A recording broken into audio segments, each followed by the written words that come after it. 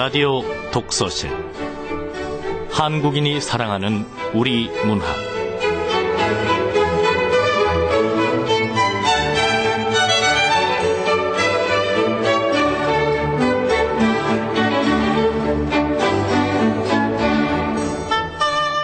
안녕하세요. 아나운서 김경란입니다. 12음 허후 12 진시시 환비 12하면 참으로 옳은 일이 글러지니 불필 수파 강시비 억지로 세파 따라 시비할 것 꼭 없도다. 강망 시비 고차간 시비를 문득 잊고 눈을 높이 들어보면 방능 시시 우비비 옳은 것 옳다 하고 그른 것 그르다 하게 되리. 조선 중기의 문인 허후가 쓴 12음입니다. 이 12음이라는 것은 옳고 그름의 노래라는 뜻인데요. 흔히 옳고 그름을 제대로 가릴 줄 모르면 사람 구실을 할 수 없다라고 말을 합니다. 그런데요, 대다수의 사람들은 자기의 말은 옳고 남의 말은 그르다고 하죠. 근데 이 옳고 그름도 시간이 지나면 달라질 수가 있습니다. 이 노래처럼 옳고 그름을 따질 때는 눈을 높이 들어보는 것도 하나의 방법인데요. 계절적으로 요즘의 자연이, 요즘의 나뭇잎색이 가장 아름답다고 해요. 짙푸른색이 되기 전에 연한 녹색이라 그러는데 가끔은 눈을 높이 들어서 자연이 빚어내는 그 아름다운 풍경에 흠뻑 취해보시고요. 더불어 옳고 그름까지 해결한다면 또 이보다 더 좋을 수는 없겠죠.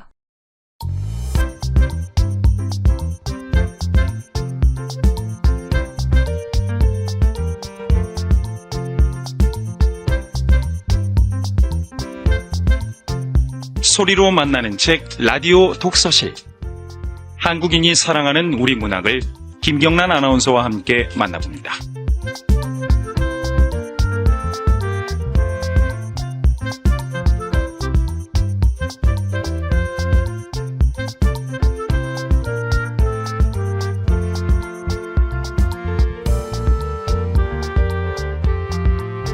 KBS 라디오 독서실 한국인이 사랑하는 우리 문학 오늘 함께 하실 작품은 강영숙 작가의 물레에서입니다.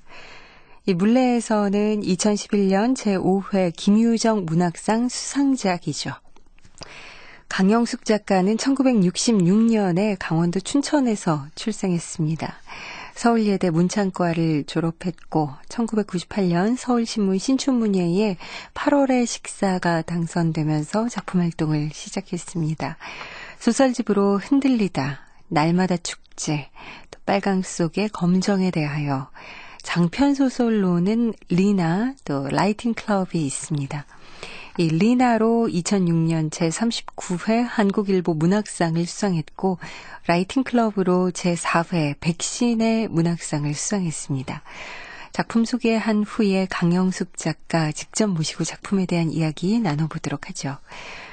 KBS 라디오 독서실 한국인이 사랑하는 우리 문학 강영숙 작가의 물레에서 지금부터 함께하겠습니다.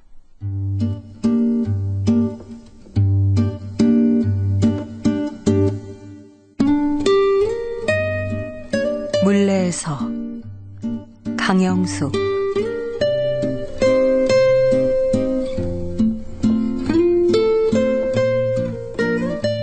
차 안에서 밀크 초콜릿 냄새가 진동했다. 나이 40이 넘은 남자가 눈만 뜨면 초콜릿바를 먹어댔다. 그가 나타나는 곳은 어디든 이내 모든 것들이 단내를 풍기며 끈적거리기 시작했다. 물티슈를 꺼내들고 그가 묻힌 초콜릿의 흔적을 지우는 게 내 일이었다. 그는 내 옆에 있는 유일한 사람이기 때문에 그런 일 따위로 불평을 하지는 않았다.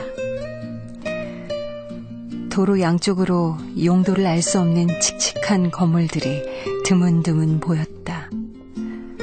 도로변 숲이 갈색으로 무성했다. 나는 도시를 떠나고 싶지는 않았다. 그래서 그랬는지 눈앞에 펼쳐진 도로 양쪽의 풍경이 잔혹동화에 등장하는 이빠진 레고 블록을 연상시켰다.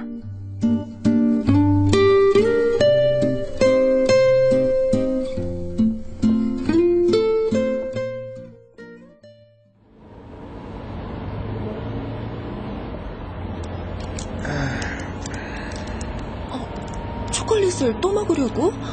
아까 먹었잖아요. 내가? 그랬나? 거의 도착했는데. 저거 아니야? 뭐요? 푸른 아래. 맞네. 우리가 이사하려는 아파트. 다 왔나 보다. 우리는 Y지역이 시작되는 지방도로로 들어선 지 10분쯤 지나 차를 세웠다. 아파트 벽면 위쪽에 페인트 칠이 벗겨진 채 남아있는 아파트 이름 2글자 중 반토막 정도를 막 본 것 같기는 했다. 그는 과감히 핸드브레이크를 올렸고 나는 다시 물티슈를 꺼내 브레이크 윗면에 묻은 초콜릿 흔적을 닦았다. 3개월 전이었다. 아파트가 겉보기에는 생각보다 괜찮네. 초콜릿을 왜 이렇게 묻히면서 먹어요? 애들처럼. 그만 닫고 당신도 좀 봐. 무슨 냄새야? 그리고 춥다. 추워? 겨울이니까 당연히 춥지. 아니, 내 말은 여기 풍경이 춥다고요.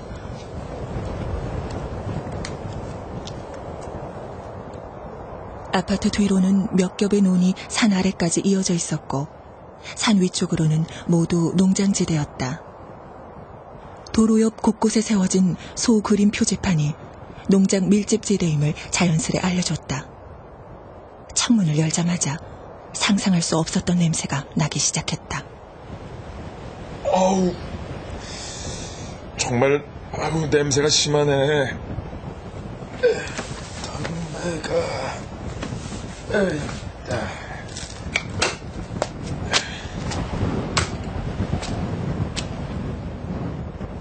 그가 담뱃갑을 든 채 차 밖으로 나갔고 나도 따라 나갔다.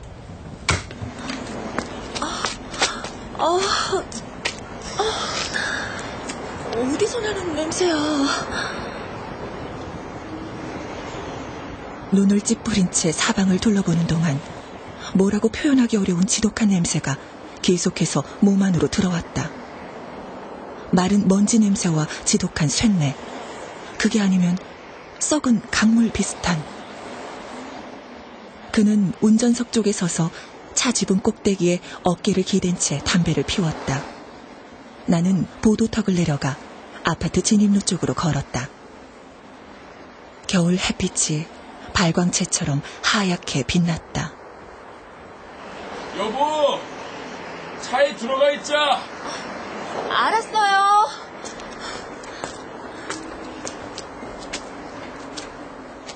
아파트 쪽을 쳐다보던 그가 팔을 들어 논바닥 위 아파트 진입로 쪽에 서 있는 나를 향해 소리를 질렀다. 그때 나는 공기 중에 떠도는 정체를 알 수 없는 냄새의 느낌을 감지했다. 그건 죽음의 냄새였다. 어릴 적 방 한가운데서 맡았던, 그냥 받아들일 수밖에 없었던 무서운 바로 그 냄새였다. 춥잖아. 차에 들어가 있자고. 알았어요. 너에겐 좋은 곳이야. 저기 봐. 우유 농장이 있잖아. 매일 아침 신선한 우유를 마실 수 있게 될 거야. 네 몸이 좋아지는 건 이제 시간 문제라고. 기쁘냐? 기쁘지. 그가 가죽 장갑을 낀 손을 들어 길가에 세워놓은 농장 표지판을 가리키며 내 어깨를 두드렸다. 어디 우유뿐이겠는가. 그는 나를 위해서라면 통째로 소도 잡아올 사람이었다. 아파트 뒤쪽 벌판은 금세 어두워진 것 같았다. 무슨 일인지 우리가 만나기로 한 부동산 중개인은 약속한 지 1시간이 지나도록 나타나지 않았다. 근데 이 자식은 왜 안 와? 오긴 온대요. 통화했어요? 했지 그럼. 잊어버린 건 아닐까? 눈이다. 눈.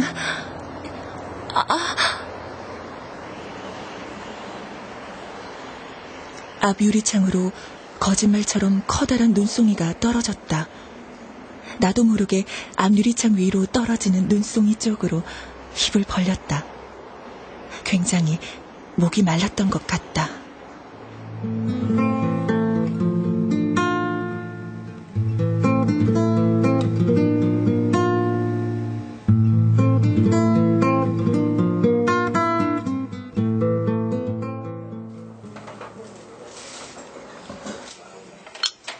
재수 씨도 한잔하세요.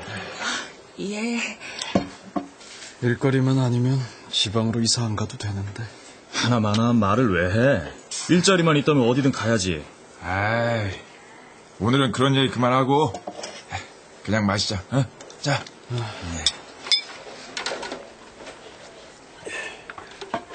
몰래 사람들과 마지막으로 만난 날은 생각보다 많이 힘들었다.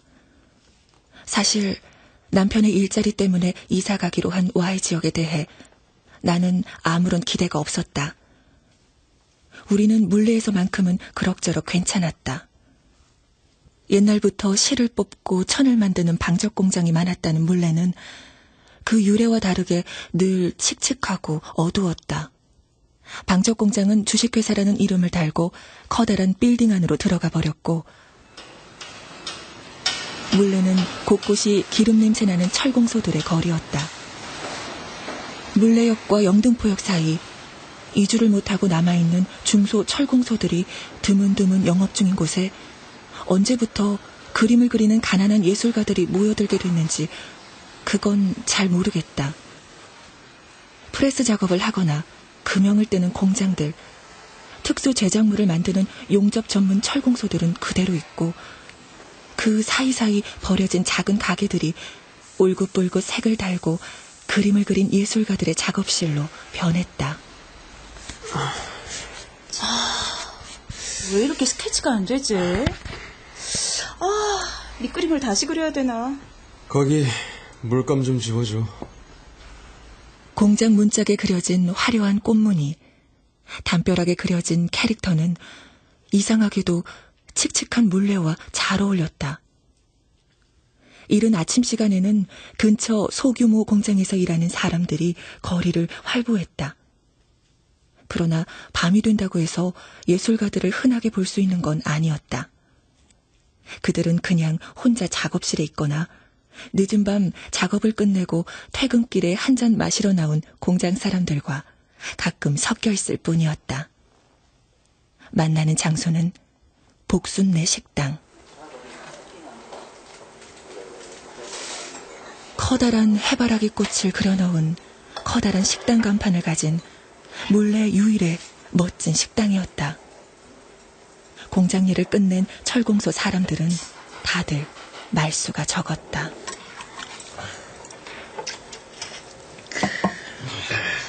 한 시간 정도는 술이든 고기든 맹렬히 먹기만 했다. 입가에 검은색 재가 묻는 것도 모르고 먹기만 했다. 그러다 배가 불러오면 조금씩 입을 열어 낮에 있었던 일들을 말하기 시작했다. 이렇게 안 되네. 내일은 스케치를 완성해야 될 텐데. 그냥 마셔. 돼. 다 돼. 진짜. 옆 테이블에는 머리가 길고 알록달록한 옷을 입은 예술가들이 담배를 피워대며 저녁 겸 소주를 들이켰다. 말이 없기는 철공소 다니는 사람들과 막상막하였지만 예술가들의 테이블에는 뭔가 활기가 있었다. 어쩌면 그건 내 편견인지도 모르겠다. 그렇지만 세상에서 가장 어울리지 않는 사람들의 만남이었다. 한 여자애가 있었다. 여기 소주 한 병 더 주세요. 네! 소주 한 병 갑니다, 가요! 콩나물 반찬도 다 떨어졌네? 잠시만요, 손님. 이모! 콩나물 반찬 다 떨어졌어! 아유, 콩나물 다 넣어놨는데 어딨어요? 아이고, 냉장고 안에 찾아봐. 예스! 그 여자애는 복순내 식당 주방도 마음대로 드나들고 주인 대신 콩나물도 다듬어주고 냉장고에서 소주나 맥주를 꺼내 다른 테이블 손님들한테 갖다 줬다. 동네 아저씨들과 자연스럽게 맞담배질도 하고 라이터도 빌렸다. 그러다 누군가 기분 나쁜 말을 하거나 그 여자의 표현대로 상식에 어긋난 행동을 하면 꼭 못난 놈들이 바뀌어서 남의 여자 엉덩이 만지지, 야! 집에 가서 네 마누라한테 잘하는 말이야! 아이고, 좀 참어. 그래서 미안하다고 하면서 도망갔잖아. 아이고, 좀 참어. 넌 예술가란 말이야! 날 화가 나고! 야야, 네가 최고다. 브라보! 그러거나 말거나 철공소 사람들은 눈을 내리깔고 씩 웃거나 아무 반응 없이 소주잔만 들이켰다. 그 여자애는 복순내 식당에서, 목욕탕 모퉁이에서, 야채장수 트럭 앞에서, 로데오 거리. 내가 살았던 모든 후진 도시에는 로데오 거리나 로데오 노래방이 꼭 있었다. 로데오 거리에서 불쑥불쑥 내 앞에 서 있곤 했다. 여자애는 늘 혼자였고 만날 때마다 머리 스타일이 달랐다. 양갈래로 묶거나 하늘로 치켜올려 상토처럼 꼬거나 마음껏 길게 풀어헤치거나 늘 달랐다. 그래도 그 여자애를 단박에 알아볼 수 있었던 건 그 사람만이 가지고 있는 활기, 멈추지 않고 늘 움직이는 생기 있는 몸놀림 때문이었다. Y지역으로 이사 오기 전에 그 여자애를 한 번쯤은 우연히 만날 수 있을 거라 생각했지만 만날 수 없었다.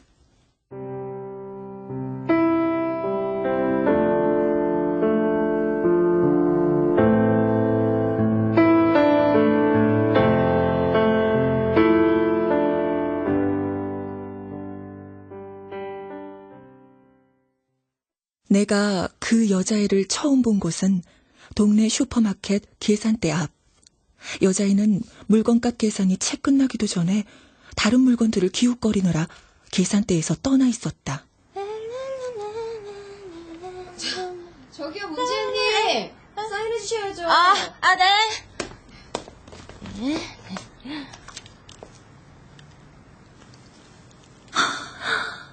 내 이름하고 똑같네. 젊은 예술가와 내 이름이 똑같았다. 아니 세상에, 나랑 이름이 같은데 나랑 다르게 그토록 예쁘게 생긴 여자애가 물레에서 살아가고 있었다. 자, 영수증 여기 있습니다. 네. 안녕히 계세요.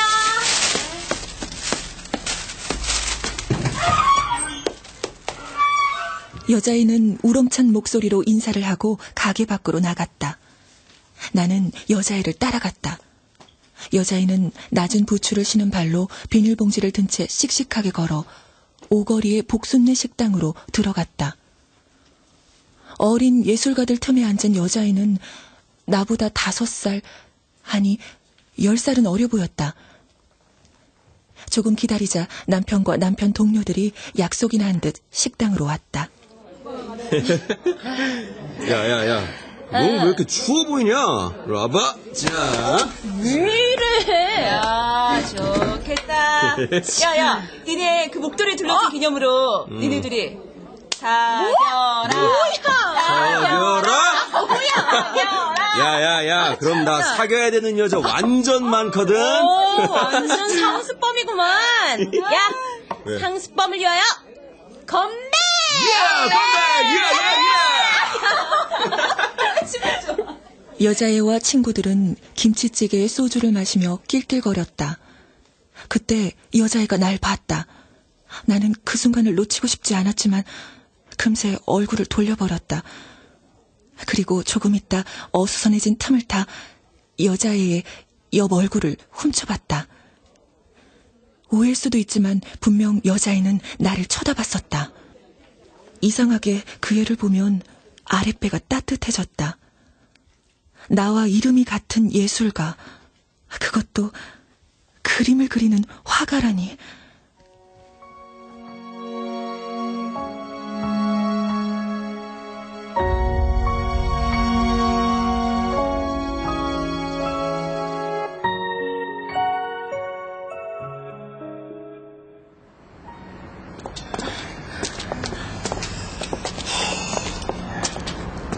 물레의 마지막 날, 그날 남편 동료들과 저녁을 먹고 늘 그랬듯이 천천히 걸어서 집으로 돌아갔다.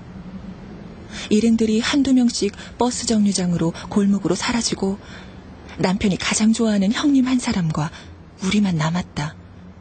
남편은 덩치가 산만한 남자의 몸에 안기며 말했다. 아이, 형님. 아이, 우리 형님. 아이, 여기, 뽀뽀. 남편은 형님을 부르며 머리통을 끌어다 뽀뽀를 하고 팔을 들어 어깨에 둘렀다. 어느새 혼자 사는 형님 집 앞에 도착해 두 사람은 또 포옹을 했다.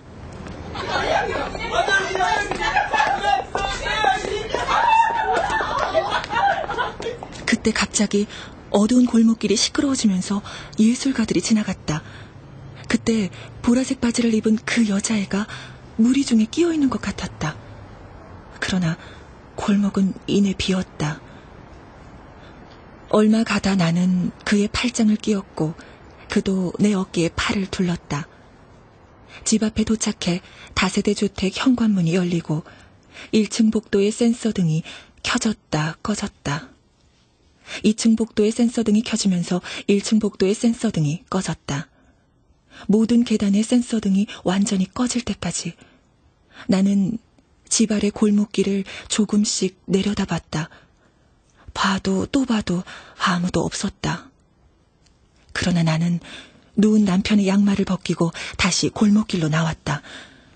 남편 없이는 밤에 절대 혼자 걷지 못하던 골목길이었음에도 무섭지가 않았다.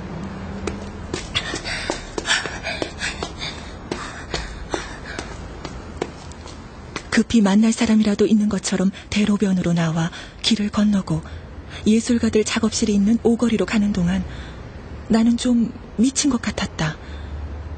우리의 화가는 골목 안 작은 철공소들 틈새에 끼인 작업실에서 그림을 그리고 있었다.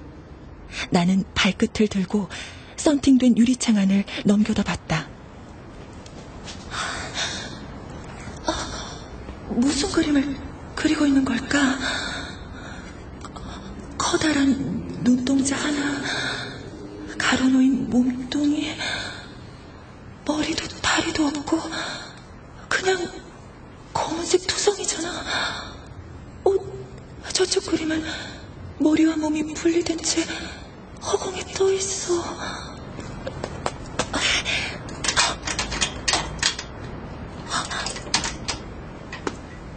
세상에, 순간 나는 문을 밀고 들어가려고 했었다.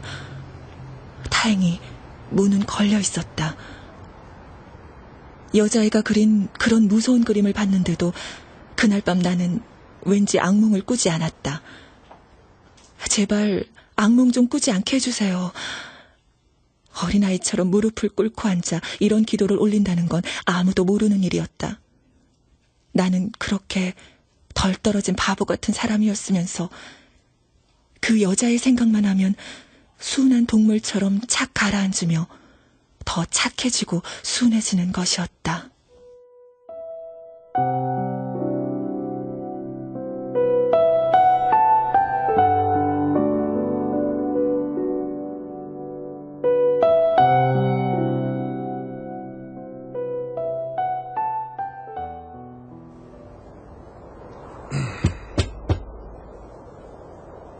부동산 중개인이 가죽 장갑을 낀 손으로 자동차 창문을 두드렸다.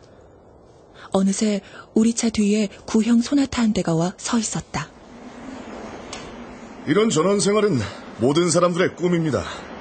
이제 매일 아침마다 신선한 우유를 마실 수 있게 되실 겁니다.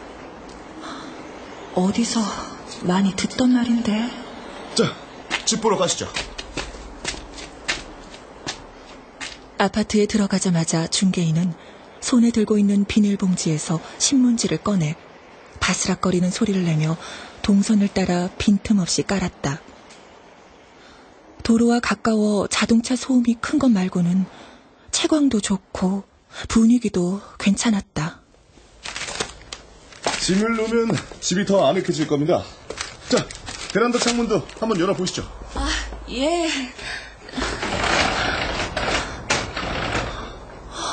툭 트인 벌판. 괜찮네.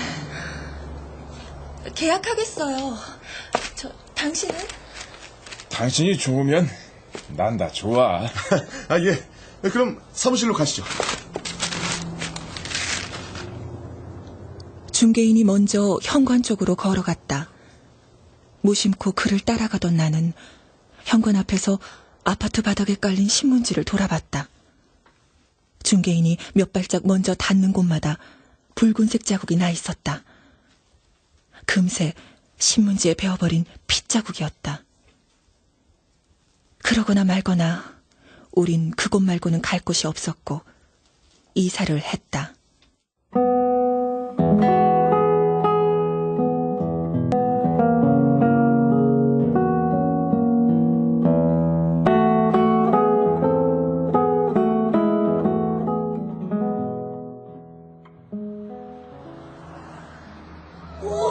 야, 새들이야, 새! 아침잠을 깨운 건 아이들의 환호성이었다.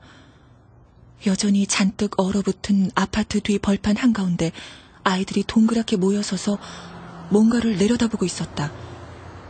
흰 논바닥 위에 박힌 검고 큰 것들이 보였다. 야, 새들이다! 새들이야! 무슨 새들이야! 아이들이 소리를 질렀다. 나는 순간 눈을 질끈 감았다.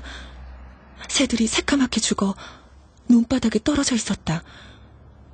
스웨터를 걸치고 나와 거실 문을 열었다. 차가운 바람이 와락 밀려 들어왔다.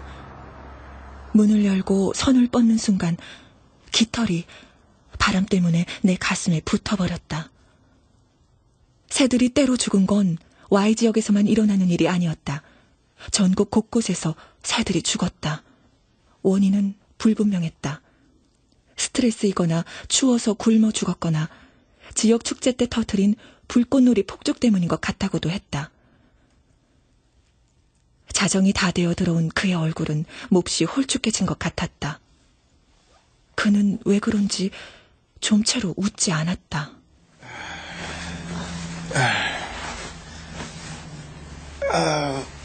피곤해.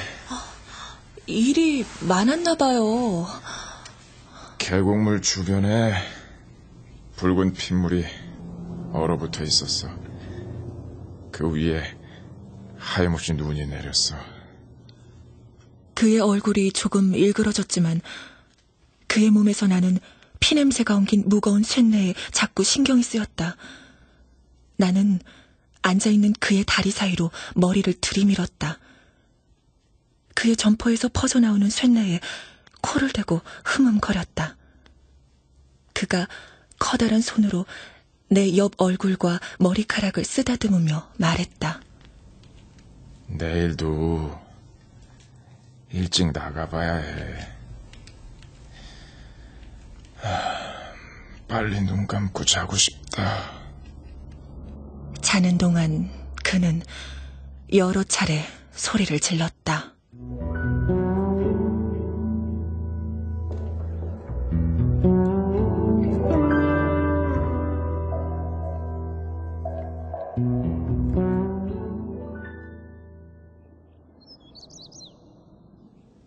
가능하면 밖에 나가지 마라. 오늘 뒤지게 춥단다. 남편이 자고 있는 나한테 말하는 소리인 것이 틀림없었다. 잠시 후 현관문이 닫히는 소리가 들렸다.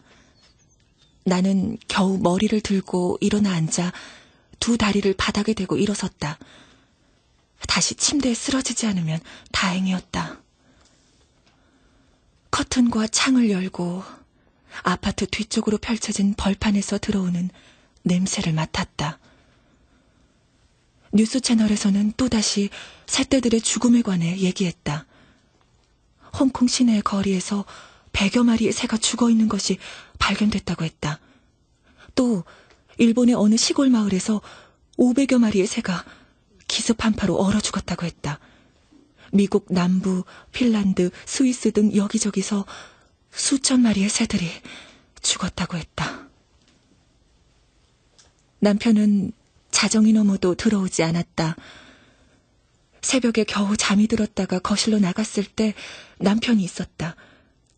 그는 거실에 우두커니 앉아 작은 등만 켜놓은 채 소주를 마셨다. 씻었어요?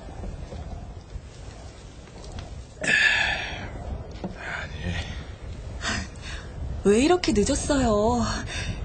옛날 애인이라도 만났어요? 아니. 너무 어둡지 않아요? 불 좀 켤까? 아니야. 씻어야지. 아유, 냄새가 나서 그냥은 못 잔다.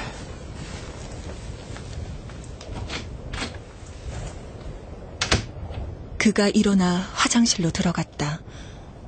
나는 그가 있던 자리에서 또 지독한 냄새를 맡았다. 밤새 악몽을 꾸었다. 아파트 위층에서 계속해서 들려오는 소음은 정말 참기 힘들었다. 화장실 변기 물 내리는 소리, 여자의 비명, 남자의 악다구니. 이불을 양손에 꼭 쥐고 얼굴을 가린 채 잠을 이루지 못했다. 싸움이 끝난 위층에서 코 고는 소리가 들렸다. 그 소리 때문에도 잠을 잘 수 없었다. 그런데도 여자는 계속 울었다.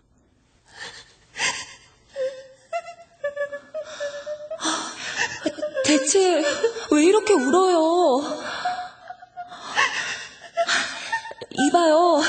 제발 울지 마세요. 당신 아래 침대가 있는 나는 잠을 잘 수가 없잖아요. 네?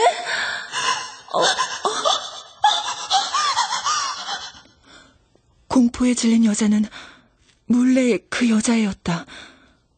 나는 몸에서 기운이 빠져 화장실 바닥에 주저앉고 말았다. 밤새 몰래 그 여자의 그림 속을 드나드는 것 같았다. 그림을 들여다보고 있으면 파란 짝이 빠지고 그 다음에 파란 짝이 빠지고 그림 속에 있는 잘린 말머리와 내 얼굴이 닿았다. 몰래 그 여자애에게 안 좋은 일이 생겼으면 어쩌나 걱정스러웠다. 나는 그 여자애가 괴롭지 않기를 바랐다.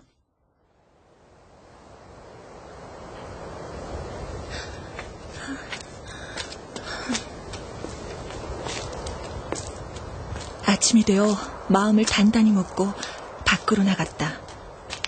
해는 짱짱해도 칼바람이 불었다. 아파트를 돌아 벌판 쪽으로 갔다. 걸음을 멈출 수가 없어서 논바닥 안으로 성큼 걸어 들어갔다. 저만치 보이는 농장들을 노려봤지만 내 체력으론 거기까지 가는 건 불가능해 보였다.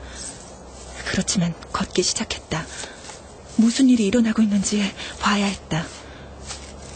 논두렁이 하나씩 사라질 때마다 모형처럼 작아지는 아파트를 돌아봤다. 산 아래에 가까워질수록 아파트 쪽과는 다른 소음이 들려오기 시작했다. 그때서야 나는 겁이 났다. 이제 논두렁 하나만 넘으면 농장지대로 들어서는 언덕백이었다.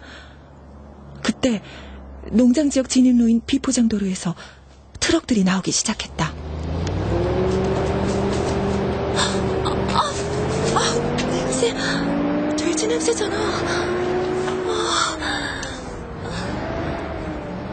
돼지 냄새. 주변을 장악하는 돼지 냄새가 났다. 주변에 아무도 없는 게 무서워 본능적으로 단축 번호를 눌렀다. 남편은 전화를 받지 않았다. 내가 남편과 결혼한다고 했을 때 내 친한 친구들은 눈을 뒤로 까 뒤집으며 팔을 내저었다. 제발 가지 마. 그 인간이 널 잡아먹고 말 거야. 넌 어떻게 그렇게 생긴 사람과 결혼을 하니? 남편은 사람 잡아먹는 짐승이 아니고 따뜻하고 좋은 사람이라고 틈날 때마다 말했건만 친구들은 믿지 않았다. 남편은 정말 따뜻하고 좋은 사람이었다.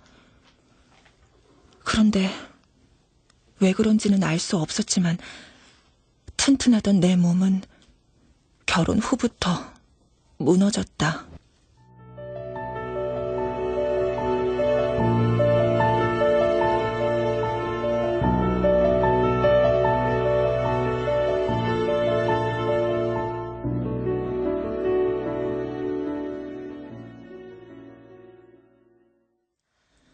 다음 날 남편은 아침 일찍 출근했다.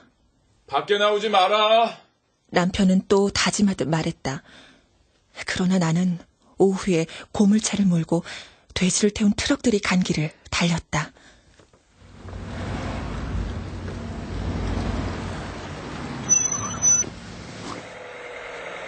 일반 차는 들어가지 못합니다. 돌아가세요. 무슨 일이죠? 일반 차는 못 들어간다고요. 빨리 들어가세요. 남편을 만나기로 했어요. 저기 농장에서 일하고 있거든요. 뭘 갖다 달라고 해서요. 안 됩니다. 들어가세요. 그럼 여기서 기다릴게요. 그냥 여기서 있을게요. 차 좀 빼주시죠. 나는 차를 길 한쪽에 대고 한참을 차 안에 앉아 있었다.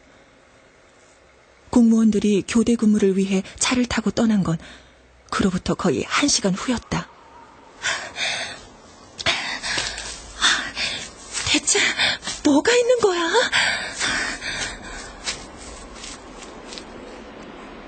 차에서 내려 무수한 트럭 바퀴 자국이 그려진 경사진 길을 걸어 올라갔다. 얼마 걷지 않아 언덕배기가 푹 꺼지면서 지대가 낮아지고 너무 이상하게 생긴 곳이 보였다. 구덩이, 아니 커다란 덩어리가 꽉 찬 것 같은 편편하고 넓은 그것은 우주에서 내려온 이물질처럼 끝도 없이 크고 넓었다. 그 주변을 빈 트럭들이 에워싸고 있었다. 빈 트럭들이 계속 지나가고 호루라기 소리가 들렸고 사방에서 무전기 수신음이 울려댔다.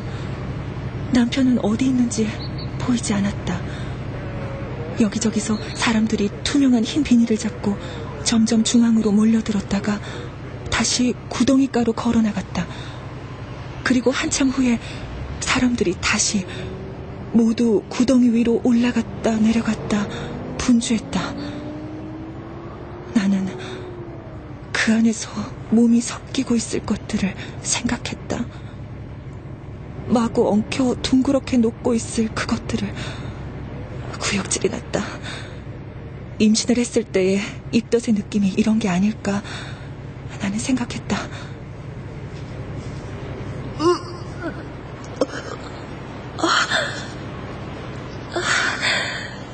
거봐, 이런 게 역겹잖아. 얼마나 다행이야.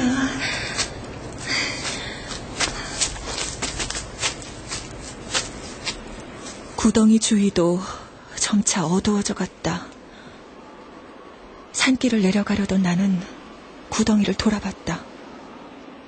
불행하게도 그때 나는 보았다. 보라색 바지를 입은 물레의 그 여자애.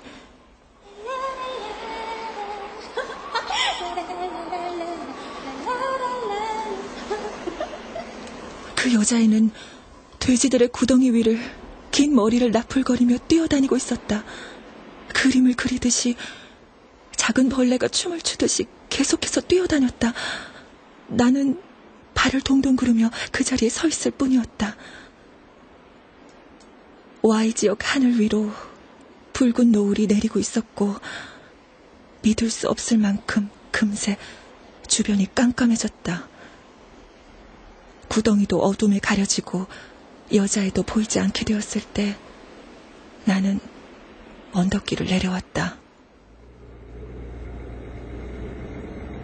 자동차 기름이 다 떨어져 가고 있었다. 시동을 걸고 차를 움직였다. 어디로도 갈 수 없을 것 같은 기분이었다. 차량 통행이 늘어난 지방도로를 천천히 달렸다. 어느새 도로에 방역소독시설이 설치되어 있었다. 앞에 차들이 서행을 했다. 이 지역을 통과하는 모든 차는 반드시 소독을 해야 합니다. 이런 문구가 전구를 매단 형광 표지판으로 붙어 있었다. 나는 구덩이 위로 흐르는 이 사륙의 공기가 물레까지는 가지 않기를 바랐다. 구덩이 아래 땅으로 흐르는 피가 도시의 그 여자에게까지는 닿지 않기를 바랐다. 앞차들이 먼저 빠져나가고 다음이 내 차례가 되었다. 이상하게도 그 순간이야말로 남편이 그리웠다.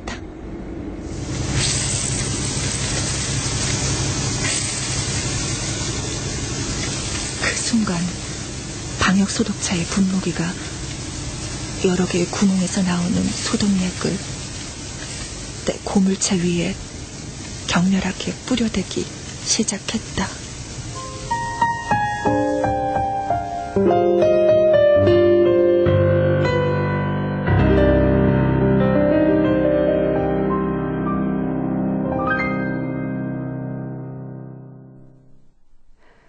물레에서 함께 하셨습니다. 강영숙 작가 제 옆에 직접 나와 계세요. 어서 오세요. 네, 안녕하세요. 네, 반갑습니다. 네. 먼저 김유정 문학상 수상 진심으로 축하드려요. 시상식 하셨죠? 예, 지난 4월 24일 날 했습니다. 아, 예. 축하드립니다. 네, 뒤늦게라도. 네, 그 김유정 작가는 우리나라 단편문학의 대가로 존경받는 분이라서 아마 더 의미가 있는데 물레에서 이 안에는 이제 크게 보면 한 두 가지 정도의 사회 문제가 등장을 합니다. 먼저 물레 지역, 그러니까 철공소 사람들이 있고 화가들이 있고 이렇게 두 부류의 사람들이 공존하는 지역이고 또 구제역으로 돼지를 살처분하는 현장이 그려지고 있어요. 작가께서 이 작품을 통해서 어떤 이야기를 하고 싶으셨을까? 직접 그 작가의 입으로 한번 들어보고 싶네요. 제가 사실은 뭐 구제역의 현장이라고 할까? 그런 곳을 그 현장을 본 건 아닙니다. 근데 네. 다만 이제 그때에 제가 무슨 일이 있어서 충남 홍성에 잠깐 간 적이 있었어요. 근데 이제 오히려 아무것도 보이지 않는데 구제역이 굉장히 심한 지역에 갔을 때 제가 상상할 수 있는 것이 더 이렇게 증폭되는 느낌이랄까? 그래서 이제 바람이 약간 좀 불고 그다음에 조금 춥고 그런데 이제 트럭들이 지나가는데 소나 돼지들이 조금 이렇게 실려 있는 트럭들이 지나가는 장면을 보게 됐어요. 우연히. 그 이후의 것들은 이제 뭐 제가 뭐 미디어에서 본 영향도 있겠고 뭐 여러 가지 영향이 있겠지만 상상력이 더 많이 발동을 했다고 할까요? 어떤 면에서 이제 그런 측면이 있고요. 물레와 굳이 연결시킨 거는 도시가 굉장히 많이 변하잖아요. 서울이라는 도시가 특히나 건물도 굉장히 많이 이제 늘 이렇게 리뉴얼 하면서 도시의 모습 자체도 많이 변하고, 그게 뭐 물론 좋은 건지 나쁜 건지는 알 수 없겠지만, 그런데 이제 물레동 같은 경우에는 제가 서울에서 굉장히 좋아하는 곳 중에 한 곳인데요. 네. 뭐 아시다시피 그냥 거기는 이렇게 철공소나 금형을 뜨는 철공소들이 많고, 오래된 이제 주로 철, 쇠 뭐 이런 거 가공하고 하는, 그래서 이렇게 가서 겨울에 가보면 정말 거리가 이렇게 시커멓고 늘 잿빛이고 뭐 그런 데죠. 근데 이제 거기 뭐 서울시에서 어떻게 해서 그런 게 생겼는지 모르겠지만 하여튼 그 젊은 사람들의 집단 예술촌 같은 게 생겨가지고 지나가다 보면은 이제 젊은 사람들이 이제 공방 같은 걸 차려서 거기서 일을 하고 있거든요. 근데 그 조화가 저한테 굉장히 재밌었어요. 그래서 이제 굳이 뭐 두 개를 억지로 연결시킨 건 아니지만 그런 구제역에 처한 어떤 상황에 있는 도시로 이사를 간, 그러나 이제 그 전에 물레동에 살았던 그 여자를 화자로 내세웠던 그런 거죠. 그러니까 머릿속에 인상 깊게 남았던 그 순간들에 포착된 순간들이 이렇게 좀 작품 속에 녹아들어 있네요. 네. 그래요. 이 물레 지역에 그 이제 젊은 여자가 나옵니다. 화가인데 이름이 같아요, 주인공이랑. 그 화가인 젊은 여자는 어떤 존재인가요? 굉장히 상징적인 의미인 것 같기도 하고, 이제 그 소설의 끝부분에도 등장을 하고요. 예, 글쎄 뭐, 점점 이렇게 어떤 사회적인 불안이나, 이런 알 수 없는 공포나 하는 것들이 이렇게 증폭되는 상태에서 사람들이 그 위안의 요소라는 게 과연 무엇일까라는 생각을 해보면, 뭐 제가 뭐 예술을 해서 그런지 모르겠지만 여전히 그런 쪽에 희망이 있지 않나라는 생각을 합니다. 물론 그게 굉장히 나이브한 그 발상일 수도 있겠지만 그러니까 이제 그 물레가 건강해야 그 말하자면 구제역이 일어난 지역도 건강할 수 있는 거고, 또 구제역이 일어난 지역이 건강해야 물레도 안전할 수 있는 거죠. 그러니까 도시가 이렇게 도시와 농촌이라는 게 어떤 구별되는 개념이 아니라 서로 기량하는 개념이기 때문에 그 같이 살아야 되는 거죠. 공존해야 되는데 물레에 있는 그 여자애는 뭐 유명하지도 않고 그냥 술이나 먹고 다니는 어떤 여자이지만 개의 그림이나 어떤 개를 바라보는 그 물레로 이사간 여자의 걱정이라고 할까요? 사람을 나름대로 이렇게 타자지만 걱정하는 시선 같은 게 필요하다는 생각이 들었어요. 이제 그게 이제 뭐 제가 세상을 보는 방식인지도 모르겠지만 관련 없는 것들, 그다음에 많이 떨어져 있는 것들, 다르다고 생각되는 것들이 유기적으로 얽혀 있다는 느낌? 그런 걸 좀 주고 싶었던 것 같아요. 아, 그렇군요. 2011년 상반기에 최고의 작가를 꼽아라 그러면 아마 강영숙 작가가 첫 손가락을 꼽히지 않을까라는 생각이 드는데, 아마 강영숙 작가의 작품을 주시하고 있는 우리 독자들 중에는 요즘엔 또 어떤 부분에 관심을 기울이고 계실까 궁금해 하실 것 같거든요. 요즘엔 뭐 글쎄 대부분 다 작가들이 이제 장편을 많이 쓰거든요. 근데 저는 뭐 그 어떤 기운에 따라서 이제 뭐 장편을 쓰고 싶을 때는 장편을 쓰고 단편을 쓰고 싶을 때는 쓰고 하는데요. 아무래도 그래도 장편을 많이 써야 될 것 같아서 올 하반기에부터 이제 연재를 새로 시작하게 돼서요. 인터넷 연재인데 제가 늘 관심 있고 뭐 한 그런 여성들의 이야기라고 할까, 그런 것에 대한 또 장편을 하나 준비하고 있습니다. 그렇군요. 예. 여성들의 이야기. 좀 귀가 쫑긋 세워지는데 기대를 해보겠습니다. 네, 오늘 이렇게 나와주셔서 좋은 말씀 잘 들었습니다. 고맙습니다. 네, 감사합니다. 네, 지금까지 물레에서 강영숙 작가와 함께했습니다. 그 소중함을 잘 모른 채 흔하게 사용해왔던 물이 점점 귀하게 대접을 받고 있습니다. 최승호님의 물렁물렁한 책에 보면 물의 소중함에 대한 구절이 있는데요. 사막의 모래주와 식물들에게 1mm의 비는 반죽용 물 같은 것이다. 연중 강우량 1mm로도 모래주의 새끼들이 태어나고 사막 식물은 번식한다. 만약 내가 사막의 모래주로 태어났다면 종교 이전에 1mm의 비에 기뻐했을 것이다. 종교로 전쟁이 터지든 말든 나는 사막에서 1mm의 비를 기다렸을 것이며 긴 목마름 속에서도 나의 삶이 가난하다거나 불행하다는 생각조차 품지 않았을 것이다. 아름다운 삶은 아니겠지만 그렇다고 추한 삶도 아닌 것. 모래주의 삶은 그렇다. 성스러운 삶은 아니지만 속된 삶이라고 말할 수도 없다. 누군가에게 물 한 방울이 삶의 전부가 된다면 그래요. 그 어떤 종교보다도 소중하다는 생각이 들기도 하겠죠. 물 정말 귀하게 대접해야겠습니다. KBS 라디오 독서실 지금까지 강영숙 작가의 물레에서 편이었습니다. 음악 김형진, 효과 안익수, 윤미원, 김기평, 기술 이흥규, 극본 서현희, 제작 서승표, 진행의 아나운서 김경란이었습니다.